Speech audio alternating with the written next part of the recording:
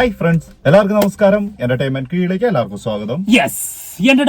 കിഴി റിയാക്ഷൻ ആണ് ദൃശ്യം 3. ദൃശ്യം 3 സിനിമയുടെ ഒഫീഷ്യൽ ട്രെയിലർ വന്നു കഴിഞ്ഞു. കാണണ്ടേ നമുക്ക്? ത്രില്ലിലാണ്. ഒഫീഷ്യൽ ടീസർ വന്നിട്ടുണ്ടായിരുന്നു, ചെറുതായിട്ട് നിരാശപ്പെടുത്തി ചെറിയ രീതിയിൽ. പക്ഷെ എന്നാലും അതാണ് ലാസ്റ്റത്തെ കുറച്ച് സമയം കൊണ്ട് നമ്മളൊന്നങ്ങ് സെറ്റ് ആയിരുന്നു. അതെ, അതിൽ നമ്മൾ ഹാപ്പിയാണ്. പിന്നെ തീർച്ചയായും, കാരണം അതിൽ നിന്ന് തന്നെ നമുക്ക് വ്യക്തമായിരുന്നു ഒഫീഷ്യൽ ട്രെയിലർ വരാനുണ്ട്, എന്തോ വലുത് വരാനുണ്ട്. സത്യം. എന്തായാലും ഒഫീഷ്യൽ ട്രെയിലർ എത്തിയിട്ടുണ്ട്. വലുത് വന്നു. അതെ, സിനിമ, വലിയ സിനിമ അത് വരുന്നത് മെയ് 21-നാണ്. അതായത് ലാലേട്ടന്റെ ബർത്ത്ഡേക്ക് സംഭവ ബഹുലായിട്ട് വരും. ഓൾറെഡി ഇതിന്റെ ബുക്കിംഗ് ഒക്കെ പലയിടങ്ങളിലും തുടങ്ങിക്കഴിഞ്ഞു. ഇപ്പൊ തന്നെ 100 ഫാൻ ഷോയ്ക്ക് കംപ്ലീറ്റ് ആയിട്ടുണ്ട് ബുക്കിംഗ്. ഇനിയിപ്പത് എങ്ങോട്ട്, ഇനി എത്ര വരാൻ കിടക്കുന്നു. അതെ, നീ എന്താ ചോദിച്ചേ? ഇത് എങ്ങോട്ട് ഹൈപ്പ് കേറി കേറി ഇത് എങ്ങോട്ട്, ആ സാധനത്തിലേക്ക് ഒരു തോന്നൂല.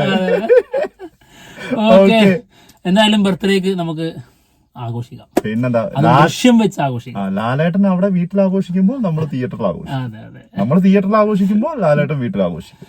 എന്തായാലും നല്ല സംഭവമായിരിക്കും എന്നുള്ളത് തന്നെയാണ് പ്രതീക്ഷ. ഇതുവരെ പ്രീസെയിൽ 2 കോടിന്റെ മുകളിൽ ഓൾറെഡി കഴിഞ്ഞു. ഇനിയും 10-12 ദിവസം കിടക്കുകയാണ് സിനിമയ്ക്ക്. അതെ, ഇതെന്താ ഉദ്ദേശം അറിയോ? എമ്പുരാനെ വെട്ടുള്ള റെക്കോർഡ് അടിക്കുക, അല്ലാതെ വേറെ ഒരു ഉദ്ദേശമില്ല. അതല്ലേ, പിറന്നാളിന് എമ്പുരാനെ വെട്ടും, ഒറ്റ ദൃശ്യം കൊണ്ട് വെട്ടും. അതാണ് ആന്റണി പെരുമ്പാവൂരിന് ഒരു ഒറ്റ ലക്ഷ്യമുള്ളൂ. അതായത് ഒരു ഉദ്ദേശമുള്ളൂ, അത് ദുരുദ്ദേശമാണ്. എല്ലാത്തിന്റെ മേലെ നിൽക്കണം. അതെ, അതാണ് ദൃശ്യം 3. അതാണ് രാജാവിനെ കൊണ്ടങ്ങനെ വെട്ടും. ഓക്കെ, ചെസ്സിലെ ഏറ്റവും ലാസ്റ്റ് ഫൈനൽ ഘട്ടമാണ് രാജാവിനെ കൊണ്ട് വെട്ടുക. അതാ പറഞ്ഞത്, രാജാവിനെ കൊണ്ട് വെട്ടും. ഓക്കെ, ട്രെയിലർ, എന്തായാലും ട്രെയിലർ കാണാം. അത്രല്ലേ? മുന്നേ ത്രില്ലായി. നിങ്ങൾ എല്ലാവരും ഒരു റിയാലിറ്റി അക്സെപ്റ്റ് ചെയ്യണം. പോലീസിനും ഈ സൊസൈറ്റിയിലെ നല്ലൊരു ശതമാനം ആളുകൾക്കും ഈ കേസിന്റെ സത്യാവസ്ഥ എന്താണെന്ന് നന്നായിട്ട് അറിയാം. പ്രശ്നമാണ്, സങ്കീർണമാണ്. ഇയാളൊരു കില്ലാടിയാ. ചുമ്മാതാണോ പോലീസുകാർ പോലും ചൊല്ലു പറഞ്ഞത്? ജോർജ് കുട്ടി തന്നെയല്ലേ പറഞ്ഞത്, പ്രശ്നങ്ങളൊക്കെ തീർന്നു, ഇനി പേടിക്കാനൊന്നുമില്ലെന്ന്. അതൊക്കെ ഞാൻ പറയും, അതല്ല സത്യം. പോലീസിന്റെ രീതികൾ മുൻകൂട്ടി കണ്ട് കളിക്കുന്ന ഒരാളാണല്ലോ അയാൾ. അപ്പോ പോലീസുകാരും അയാളുടെ ഒരു ഫാനാണ്.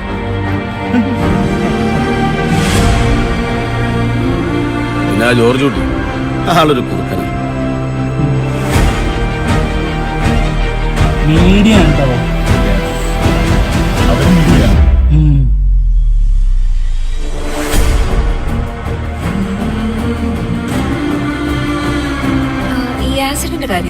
സംഭവേ കുറച്ച് ഇമോഷണൽ പരിപാടി തന്നെയാണല്ലേ? കൂടുതലുണ്ട് ഇമോഷണൽ. അത് ആള് പറഞ്ഞ പോലെ തന്നെ ഒരു ഇമോഷണൽ സാധനം തന്നെയാണ് പിടിച്ചിട്ടുള്ളത്. പക്ഷെ അതിന്റെ ഇടയിൽ കൂടി അതായത് ദൃശ്യം നമുക്ക് 2-ലും 1-ലൊക്കെ ഉള്ള പോലത്തെ ഒരു ത്രില്ലിംഗ് സാധനങ്ങളും വരുന്നുണ്ട്, പറഞ്ഞു പോകുന്നത്. അതെ, അങ്ങനെ ഉണ്ട് നമ്മൾ തോന്നിപ്പിക്കുന്നത്. അതെ. എന്നാൽ മെയിൻ ആയിട്ട് നമുക്ക് ഇമോഷൻ തന്നെയാണ്. അതായത് ഫാമിലിയുടെ ആ ഒരു അവസ്ഥ, അതിലിങ്ങനെ പെട്ടുപോയി നീറി ജീവിക്കുന്ന ഒരു കുടുംബം. കാണാം എന്തായിരിക്കും എന്നുള്ളത്. അതായത് എനിക്ക് തോന്നുന്നു ഇവർക്കെതിരെ ഇപ്രാവശ്യം പോലീസ്, അതായത് നിയമം മാത്രമല്ല, മീഡിയാസും ഉണ്ട്. അത് ഓൾറെഡി അതിപ്പോ കാണിച്ചു കഴിഞ്ഞത്. അതായത് മീഡിയാസ് അതെ, അവര് ആളുടെ പുറകെ തന്നെ കൂടിയിരിക്കുന്ന പോലെയാണ്. അവരെ രക്ഷിക്കാനാണെങ്കിലും ഞാൻ ഈ ചെയ്ത കാര്യങ്ങളൊക്കെ കാണുമ്പോ അവരുടെ അച്ഛനൊരു ക്രിമിനലാണ് ഇതൊരു തോന്നലുണ്ടായത്. ഞാൻ തന്നെ അങ്ങനെ ചിന്തിച്ചു.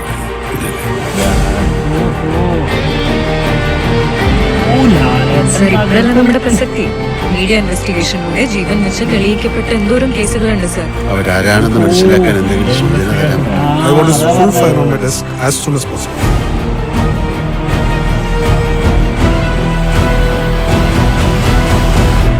അമ്പോ എന്താ സംഭവിച്ചു? എന്തൊരു സംഭവമുണ്ട് ആ സമയത്ത്. എന്താ സംഭവിച്ചു? മറ്റൊരു കാര്യം, മീഡിയ ഇൻവെസ്റ്റിഗേഷൻ വഴി തെളിയിക്കുന്ന സംഭവമാണ്. അതായത് പോലീസിന്റെ മാത്രം വെല്ലുവിളിയല്ല, അതെ, ഇപ്പുറത്ത് മീഡിയന്റെ വെല്ലുവിളി ഉണ്ടാവും, ഉറപ്പാണ്. എന്താണെങ്കിലും ഇനി അങ്ങനെയൊന്നും ചിന്തിക്കേണ്ട, എല്ലാം കഴിഞ്ഞില്ലേ? കഴിഞ്ഞ കഴിഞ്ഞിട്ടില്ല രാമ. മെയ് 21 കഴിയൂല. മെയ് 21 ബാക്കി തുടങ്ങാൻ പോകുന്നത്. ഒന്നുകൂടെ ഉണ്ട്, ഒന്നുകൂടി ഉണ്ട് ബാക്കി. അത് മെയ് 21 നമുക്ക് കാണാം. അപ്പോ അതായത് ഞാനൊരു ക്രിമിനലാണോ എന്നുള്ള സ്വയം കുറ്റബോധം, യെസ്, അതിൽ നീറി ഒതുങ്ങി ജീവിക്കുന്ന ജോർജ് കുട്ടി. അത് ആ ടീസറില് ആ ലാസ്റ്റത്തെ ഡയലോഗിൽ ആ സാധനം ഉണ്ട്. അതുണ്ട്. അതായത് ആ ഒരു കുറ്റബോധം നമ്മളത് പറഞ്ഞായിരുന്നു. ആള് അതിനെക്കുറിച്ച് പശ്ചാത്തപിക്കുന്ന ഒരു സാധനമാണ് ആ ലാസ്റ്റ് ക്ലൈമാക്സിൽ കൊടുത്തിട്ടുണ്ടായിരുന്നത്. അതായത് ടീസറിന്റെ ക്ലൈമാക്സിൽ അതെ ആ സാധനം തന്നെയാണ് സിനിമയിൽ കൂടുതലായിട്ടും വരാൻ പോകുന്നത്. അതെ അതായത് ആളുടെ ഭയങ്കര കിട്ടാനായിട്ടുള്ള പെർഫോമൻസ് കാണാൻ പറ്റും കേട്ടോ. അതായത് ഒരൊറ്റ സീനിലുണ്ട് ആ ബ്ലൂ ഷർട്ട്, ബ്ലൂ ഷർട്ട് ഇട്ടിട്ടുള്ള നിൽക്കുന്ന സ്ഥാനത്തിൽ തന്നെ ഉണ്ട് ആ ഒരു ഇങ്ങനെ നെഞ്ചത്ത് ഇങ്ങനെ വെച്ചിട്ടുള്ള ആ കിടുന്ന സാധനമാണ്. ആ സമയത്തുള്ള 2 ഷോട്ടും ആ സമയത്തുള്ള പെർഫോമൻസ് ലാലേട്ടനെ കുറച്ച്, അതായത് ഇങ്ങനത്തെ സാധനം കുറച്ച് നമുക്ക് കിട്ടാൻ കുറച്ച് ബുദ്ധിമുട്ടാണ്. അങ്ങനെയുള്ള കഥാപാത്രങ്ങൾ വല്ലപ്പോഴും വരാറുള്ളൂ. ഇപ്പൊ തുടരുവില് വന്നു. തുടരുവിന് ശേഷം വരുന്ന ഇങ്ങനത്തെ ഒരു കണ്ടന്റ് തന്നെ വേണം. അതായത് ഇങ്ങനെ സങ്കീർണമായിട്ടുള്ള സാധനങ്ങൾ ഉണ്ടല്ലോ. ഇതിൽ സങ്കീർണത എന്തൊക്കെയാണെന്നറിയോ? സ്വയം കുറ്റബോധം. മറ്റേത് കുടുംബത്തെ രക്ഷിക്കുക എന്നുള്ളത് ഒറ്റ ലക്ഷ്യമുള്ളൂ. ആ സമയത്ത് ഞാൻ ചെയ്യുന്നത് കുറ്റമാണോ തെറ്റാണോ അതൊന്നും നോക്കിയിട്ടില്ല, എന്ത് എന്നുള്ളതൊന്നും ചിന്തിച്ചിട്ടില്ല. അതിനൊരു പ്രാധാന്യമേ ഇല്ല. അതായത് ആളത് ചെയ്യുന്നതൊക്കെ എന്റെ കുടുംബത്തിന് വേണ്ടി ആണല്ലോ എന്നുള്ളൊരു സാധനം ഉണ്ടായിരുന്നു. അത് ആളുടെ ശരിയായിരുന്നു. എന്നാൽ ആള് ചിന്തിച്ചു തുടങ്ങിയിരിക്കുന്നു ഇത് ശരിയായ കാര്യമല്ല.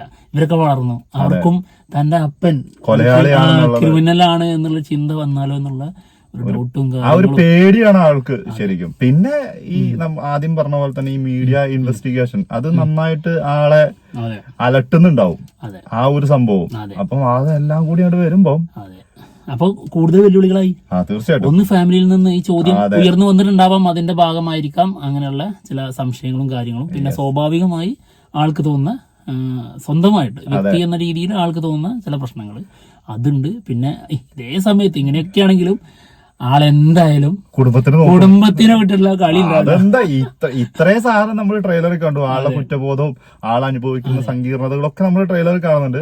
പക്ഷെ എന്തൊക്കെയാണെങ്കിലും ഇങ്ങനെയൊക്കെയാണെങ്കിലും ഫാമിലിനെ വിട്ടിട്ടൊരു കളി അത് ജോർജ് കുട്ടിക്കുണ്ടാവും. ഈ അടുത്ത് ഇപ്പോ പ്രൊമോഷന്റെ ഭാഗമായിട്ട് ഒരുപാട് ഇന്റർവ്യൂസ് വരുന്നുണ്ട്.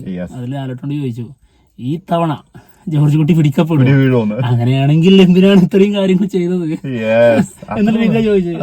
അത് വെറുതെ ആവില്ല എന്നുള്ളതാണ് ചോദിച്ചത്. അത് ഇതിലും നമുക്ക് അങ്ങനത്തെ മൊമെന്റ്സ് നമുക്ക് ഉണ്ടാവും കേട്ടോ, അത് ഉറപ്പാ. പിന്നെ കുറച്ച് ഇമോഷൻസ് നന്നായിട്ടുണ്ട്. അത് ഈ ഒരു അതായത് ഇങ്ങനത്തെ ഒരു ബേസ് വെച്ചിട്ടാകുമ്പോ ആ ഇമോഷൻസ് ഒക്കെ നല്ല രസത്തിൽ തന്നെ ചെയ്തിട്ടുണ്ടാവും എന്നാണ് തോന്നുന്നത് കേട്ടോ. ആ കുടുംബവും ആ വീടും ഇപ്പോഴും പലരാൽ ചുറ്റപ്പെട്ട പലരുടെയും കണ്ണുകൾ അങ്ങോട്ടാണ്. അതാണ് അതുകൊണ്ട് ആ ജനൽ ഇങ്ങനെ ഒറ്റ കർട്ടൻ ഒറ്റ അത് അവരുടെ സങ്കീർണമായ അവസ്ഥയും കൂടിയാണ്.